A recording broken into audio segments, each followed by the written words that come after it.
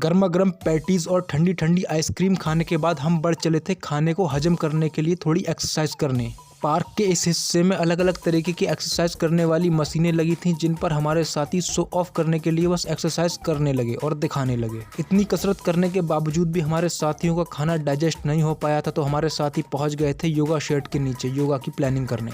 लेकिन उससे पहले हमने सोचा गांधी जी से थोड़ी बातचीत कर ली जाए और आसपास देखा तो वहाँ पर कुछ लोग बास्केटबॉल और बैडमिंटन भी खेल रहे थे। अब हमें खेलने का मौका तो मिला नहीं, तो हम गांधी जी को पीछे छोड़कर योगा शेड के नीचे से आ गए योगा पोजेस की तरफ। आइसक्रीम और पेटीज को और पचाने के लिए हमने योगा का सहारा लिया और अलग अलग तरीके के योगा पोजेस करने लगे।